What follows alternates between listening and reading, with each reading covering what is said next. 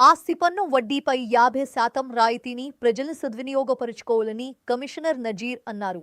తాడికడప municipality కార్యాలయంలో commissioner Nazir మన Penamaluru news ఛానల్తో మాట్లాడుతూ ఆస్తి పన్ను, ఖాళీ స్థలాలపై బకాయిలపై కట్టే వడ్డీలో 50% రాష్ట్ర ప్రభుత్వం మినహాయింపు ఇచ్చిందన్నారు.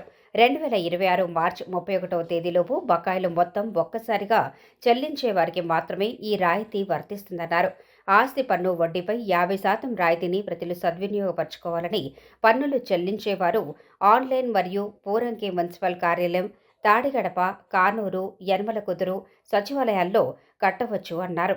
పన్నులు సకాలంలో చెల్లించి తాడిగడప మున్సిపాలిటీ అభివృద్ధికి సహకరించాలని విజ్ఞప్తి చేశారు. తాడిగడప మున్సిపాలిటీ ప్రజలకు ఒక ముఖ్య గమనిక. మన పురపాలక సంఘంలో ఇంతవరకు ఆస్తి పన్ను కానివ్వండి, ఖాళీ స్థలాల పన్ను కానివ్వండి కట్టని వాళ్ళు ఉంటే మార్చ్ 31 లోపు కట్టండి.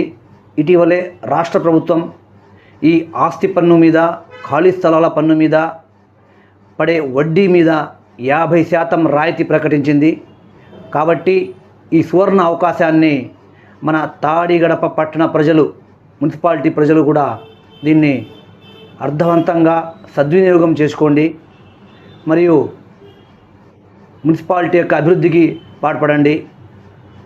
అయితే ఈ యొక్క రాయితీ అనేది పెండింగ్ పడ్డటువంటి ప్రాపర్టీ ట్యాక్స్ కానివ్వండి, VLT కానివ్వండి, మొత్తం ఒకేసారి కట్టిన సందర్భంలో మాత్రమే వర్తిస్తుంది. కావున అందరూ దీన్ని గమనించగలరు. అందరూ ట్యాక్స్ సకాలంలో చెల్లించి మీరు మున్సిపాలిటీ యొక్క తోడ్పాటుకి అందించగా కోరుతున్నాము.